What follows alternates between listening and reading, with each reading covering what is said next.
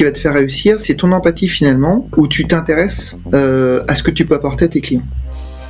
345 secondes chrono. Histoire de déclics qui ont tout changé. Je suis Alexandre Mingal, passionné par la vente et l'intelligence émotionnelle. Je suis Wesley Joachim, passionné par la création musicale et le storytelling. Bienvenue. Bienvenue. Je suis Hervé Franceschi, j'ai 56 ans, j'ai une capacité qui est de voir en l'autre le potentiel qu'il ne voit pas lui-même. Je crois que si j'ai fait ce métier de coaching ou d'accompagnement, c'est parce qu'au fond j'avais ça en moi depuis longtemps. J'ai entamé une école de cinéma en même temps que la première année de prépa dans une école d'ingénieur. J'ai arrêté l'école de cinéma parce que j'avais pas d'amis dans ce milieu et qu'il y avait une crise dans le cinéma, c'était difficile. Je voulais être dans les télécoms et je voulais être à l'international. En avril 93, je me suis retrouvé dans une filiale de la CITA. La CITA, c'est l'organisme qui gère l'ensemble des télécoms des compagnies aériennes, mais pas que, mais du monde aérien. Très grande diversité. J'avais des projets en Asie, à voyager pour aller installer du matériel dans des pays ou à superviser des installations. Ça a duré 3 ans et je suis passé à direction de projet, puis à une activité semi-marketing parce que j'avais développé une activité qui en fait marchait tellement bien que les commerciaux sont venus me voir en me disant tu génères plus de business que certains commerciaux. Puis finalement, le directeur commercial est venu me chercher et il m'a demandé de bosser en son équipe. Sans être un commercial, j'ai toujours été à l'aise dans le relationnel. Je cherchais à vendre d'autres trucs, à trouver d'autres solutions, à écouter les besoins du client et à dire pourquoi on ferait pas ça. Enfin bref, j'étais naturellement dans cet esprit-là, à m'intéresser aux gens, vraiment. Et j'ai pris conscience du potentiel que je pouvais avoir. J'avais trouvé les bons business et à la fin, j'ai signé les plus grosses affaires de la boîte.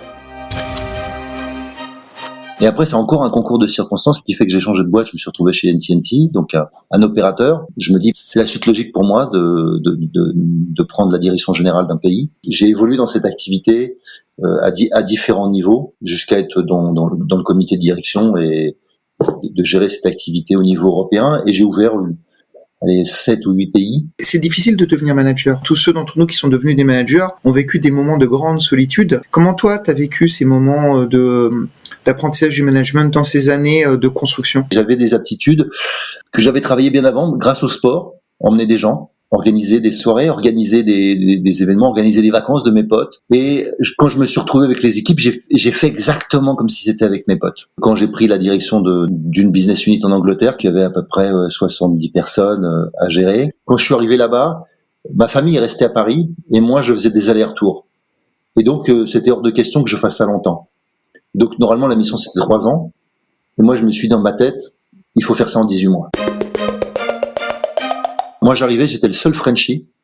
Ils étaient persuadés que j'étais là pour virer des gens, parce qu'ils savaient que les résultats n'étaient pas là, et c'est pour ça que j'avais été nommé. J'ai défini des règles qui n'étaient pas habituelles. Et chacun devait mettre ses valeurs et s'y tenir. C'est-à-dire que tu arrivais dans la salle qui était chez moi de comité de direction, on avait affiché les valeurs de chacun, pour faire en sorte que chacun soit responsable de ce qu'il disait ou responsable de ses actes, parce que les objectifs étaient pas atteints parce que les gens étaient pas responsables. J'habitais à Londres, j'ai eu un appartement de fonction et donc j'instituais des réunions chez moi. Quand il y avait des gars qui allaient pas bien, ils dormaient chez moi.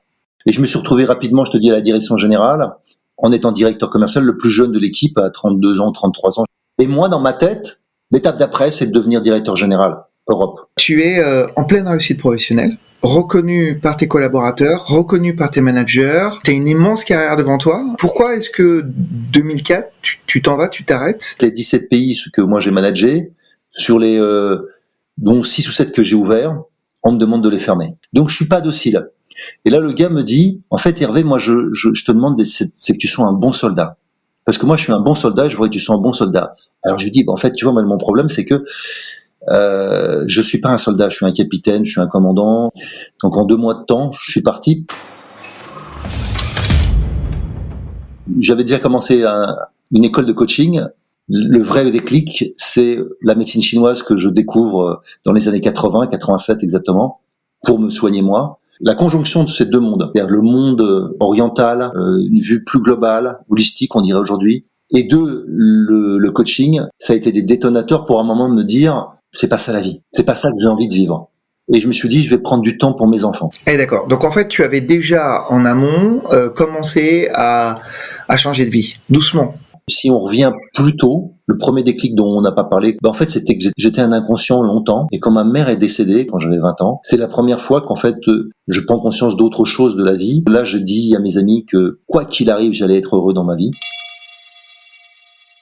Je laisse la partie traditionnelle, je laisse le monde de l'ingénieur habituel ou le monde de la direction générale, et je m'occupe plutôt de l'humain, de l'individu, et à travers le monde du coaching et puis de la formation dans un deuxième temps. Tu vas créer en fait 2 vies en parallèle. Une vie traditionnelle, classique, je rentre dans le monde de l'entreprise, puis j'ai des postes à responsabilité avec des objectifs que tu fais jusqu'à 40 ans. Mais à côté de ça, tu as une vie en parallèle qui se construit. Au moment où la vie normale prend une tournure qui ne te convient plus, ta vie secondaire, celle que tu as toujours rêvé et que tu faisais un peu personnellement, en fait, elle prend le relais.